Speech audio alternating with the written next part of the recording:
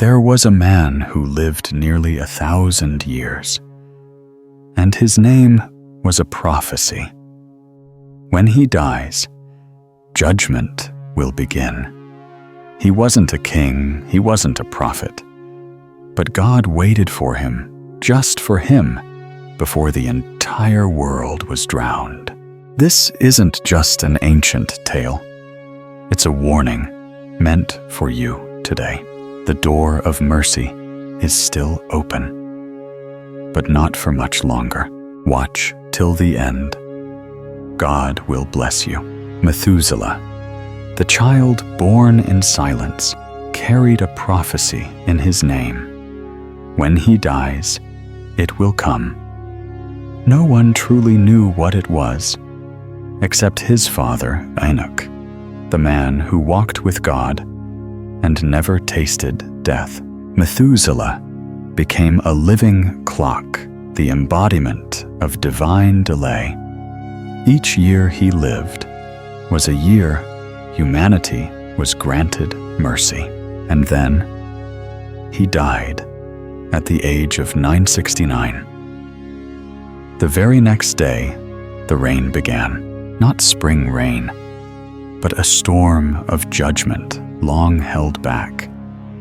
The door of grace was shut.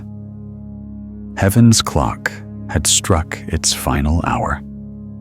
The meaning of Methuselah's name was fulfilled. That was his legacy.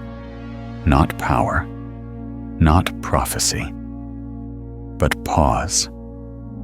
And when that pause ended, the flood began.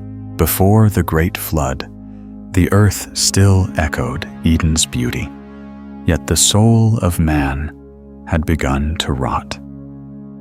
In that age, Enoch, the seventh from Adam, walked with God and was taken, never tasting death. Before he vanished, he named his son Methuselah, a living prophecy. When this child dies, the end will begin. Methuselah became the final heartbeat of mercy. He did not preach. He did not fight. He simply lived, carrying heaven's patience with every breath. For 969 years, he walked silently through a darkening world. While Noah built the ark on dry land, mocked by all, Methuselah endured his presence, a sign the door had not yet closed. Until one morning, he didn't wake up, and that day, the rain began. Not spring rain, but heaven's fury, long restrained. As the waters rose, the world finally understood. Methuselah did not die in the flood. He died before it, as a signal, not a victim, because God had waited. Not because humanity was changing, but because he had given them a man, Methuselah, one life, 1,000 years of mercy, one last chance to repent. But they did not, and when he died, God waited no more. Noah built the ark for over a century, beneath sunlight, under cloudless skies, and he was mocked without mercy. They laughed at him. They laughed at Methuselah. They laughed at the patience of God. They didn't see mercy, only delay. They thought God had forgotten, but God never forgets. He waits not out of weakness, but out of long-suffering love. As the world descended into chaos, as sin spread like wildfire, as the Nephilim were praised as gods, God still withheld the storm. Methuselah lived. Noah built. Every hammer strike was a sermon. Yet the people only laughed. Jesus once said, "As it was in the days of Noah, so it will be at the coming of the Son of Man." They weren't evil monsters, just too busy to see the sacred. And isn't that us today? not drowning in water, but in distraction, comfort, and numbness. God's silence is not his absence. He is not slow. He is waiting on the very edge of mercy. Methuselah lived long, but he still died. And the day he died, the rain began, not by Noah's hand, but because God shut the door. The door of grace doesn't stay open forever. It doesn't creak. It slams. The question is no longer, why did God wait for Methuselah? It is, why is God still waiting for me? The world wasn't always like this. There was once a time, pure and innocent, when humanity walked close to God. But that time has passed. The skies dimmed, and mankind began to flee from its Creator. The fall began quietly, a lie, a compromise, a wound left unhealed. Then came pride, then greed, then blood. By the final years of Methuselah's sin was no longer accidental. It was intentional. They planned it, perfected it, celebrated it. Scripture says, every intention of the thoughts of their heart was only evil, continually. Genesis 6:5. And God didn't lash out in rage. He grieved. He wasn't surprised. He loved. But in a crumbling world, one righteous man remained. One man still walked with God, listened, obeyed. His name was Noah, and through Noah, hope whispered again. It didn't begin with thunder. It began with a whisper, while the world laughed, traded, married, and mocked. Only Noah heard the voice of God. In a generation deaf to heaven, his heart remained tender. And the command was clear: build an ark. There was no sea nearby, no storm clouds above. But Noah did not question, he obeyed. For 120 years, he built, and they laughed. Methuselah still lived. The skies were clear. The ark seemed like a joke in the open field. They didn't understand mercy because they had forgotten holy fear. Noah didn't answer with words. He preached through wood. Every beam was a warning. Every nail a cry. Repent while the door is still open. Then one day, God spoke again. Enter the ark, you and your household. The animals came, but the people kept laughing until the final morning. The sun rose like it always had, and Noah stepped inside, silently, and God shut the door. Not Noah, not a latch. God himself closed it. And in that moment, the age of mercy ended. No alarm, no shout, only the first drop of rain. The first drop fell quiet, small, unnoticed. But it wasn't just rain. It was a sign. The wind rose. The sky turned to ash. The ground groaned. And then the heavens broke. Water didn't fall. It poured from above and from the deep. The flood arrived not only as water, but as divine judgment. The laughter that once mocked Noah became cries of desperation. We believe now "Open the door." But the door had been shut by God, and no one can open what God has closed. Inside the ark, Noah knelt in silence. Outside, the world screamed, pounded, begged. But grace had ended. Judgment had begun. The ark was more than survival.